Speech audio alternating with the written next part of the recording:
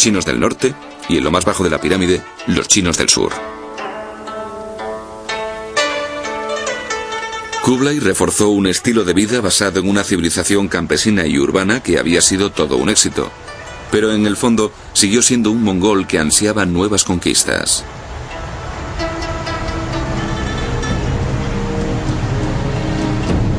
La mayoría de los reinos de Asia pagaban tributo a Kublai para poder mantener un cierto nivel de autodeterminación, porque sabían que no tenía sentido oponerse a la todopoderosa máquina militar de los mongoles.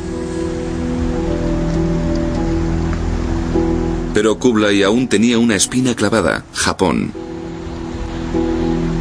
Había enviado muchas peticiones para que Japón le aceptara como emperador, pero cada oferta era contestada con la ejecución de sus emisarios. Era el desafío que había estado esperando. Alistó a los reticentes coreanos como tripulación de los barcos Sung que había capturado y organizó su primera invasión de Japón en 1274. Un ejército de 20.000 hombres de infantería y caballería alcanzó la isla de Iki y derrotó a las tropas japonesas locales. Pero al avanzar el día, el tiempo empezó a cambiar y se desató una tormenta que atrapó a la flota en medio de su furia y la destruyó. Pero Kublai no se desmotivó por ese fracaso. Los informes que había recibido del primer ataque mostraban que los mongoles eran superiores a todos los niveles. No habían sido más que víctimas de la mala suerte. Así que lanzó una segunda invasión en 1281 con un ataque en dos frentes desde el norte y el sur de China. Los comandantes tenían que reunirse en la isla de Iki y fusionarse en el centro de la bahía de Hakata. Pero los japoneses estaban mejor preparados que la primera vez, y las fuerzas de Kublai se encontraron con una fiera resistencia. La lucha se prolongó durante 2 meses sin muchos avances. Y entonces ocurrió el desastre.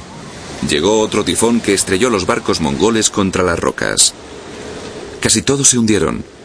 Las tropas mongolas atrapadas en tierra contemplaron con horror cómo desaparecía bajo las aguas su único medio de huida. Las enfervorecidas tropas japonesas los derrotaron rápidamente, pero Kublai no quiso darse por vencido ni siquiera entonces.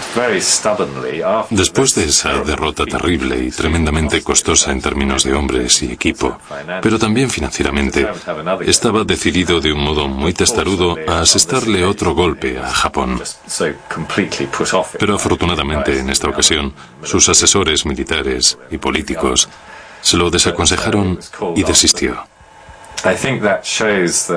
Esto demuestra que quizás su juicio no fuera tan bueno, o que estuviera ansioso por seguir cumpliendo con la imagen ideal de gran jefe mongol como héroe conquistador, como jefe militar conquistador, y se estuviera quedando sin vecinos a los que conquistar.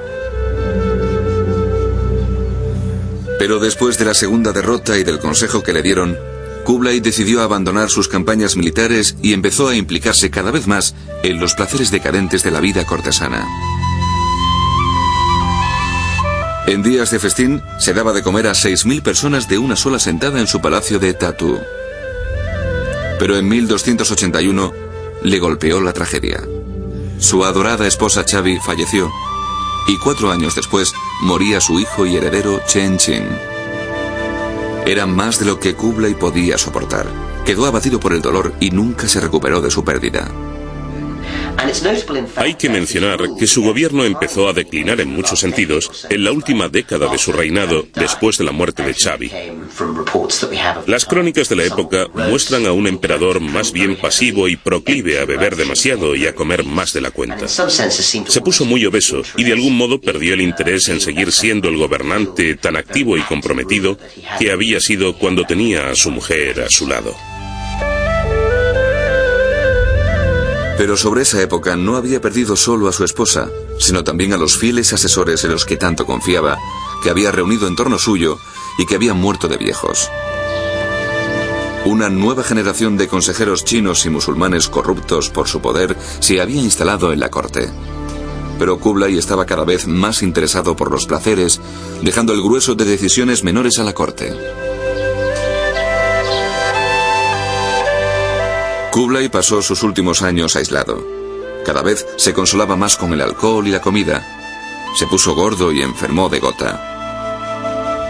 Hacia 1294, Kublai se había retirado de la vida pública y había perdido el entusiasmo por las celebraciones que solía adorar.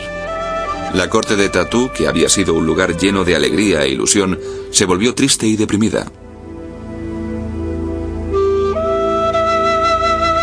En febrero, cuando contaba con 80 años, la vejez y los excesos acabaron con él. El gran Kublai Khan murió solo en su palacio.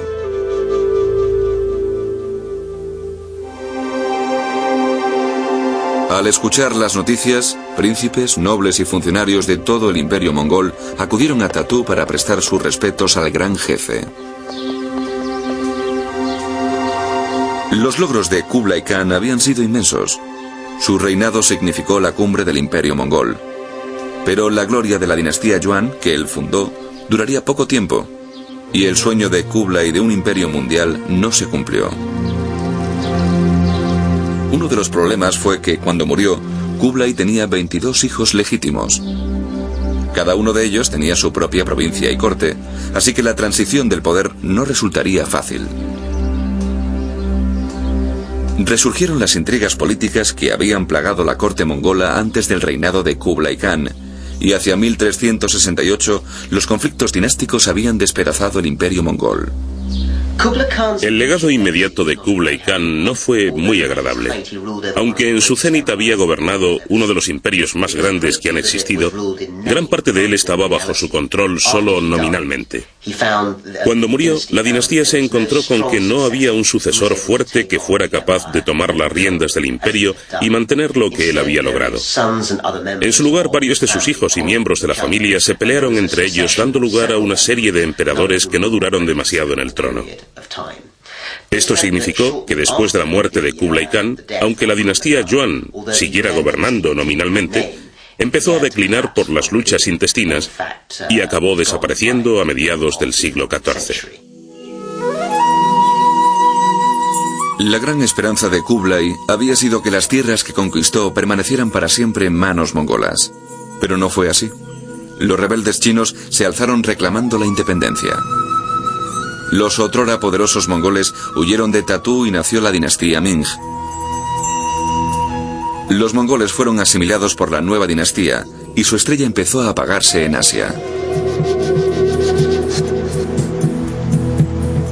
Pero esto no reduce los logros de Kublai. Para comprender la escala de lo que consiguió, tenemos que tener en cuenta de dónde venía. Venía de un pueblo nómada guerrero, los mongoles, que nunca había conocido una sociedad organizada, y se las arregló para convertirse en el emperador de una de las civilizaciones sedentarias más importantes que han existido, la civilización china. Y lo hizo de un modo tolerante y cooperativo en lugar de mediante la pura fuerza bruta, que era lo que cabía esperar debido a sus orígenes. Desde la época de su abuelo Genghis, las hordas mongolas habían sembrado el terror y el miedo en las mentes y corazones de toda Asia. Pero Kublai desafió este estereotipo. Atemperando la tiranía con la tolerancia, su régimen aportó un sistema de gobierno más civilizado. Como líder dinámico y progresista, dio la espalda a muchas de las tradiciones mongolas y demostró que los mongoles eran algo más que salvajes o bárbaros. Sin embargo, Kublai nunca olvidó su herencia mongola a lo largo de su reinado. Siguió siendo mongol y, al igual que otros jefes mongoles, se embarcó en numerosas campañas militares. Su conquista del sur de la China Sung fue una victoria impresionante. Fue algo que sus antepasados guerreros no habían podido conseguir y le confirió el rango de gran comandante mongol. Y el hecho de que China siga unificada hoy en día es una consecuencia directa de la visión de Kublai de completar lo que sus abuelos habían comenzado. Creo que la base de su grandeza fue su capacidad para superar sus orígenes. Fue capaz de superar su pasado nómada buscando algo mejor.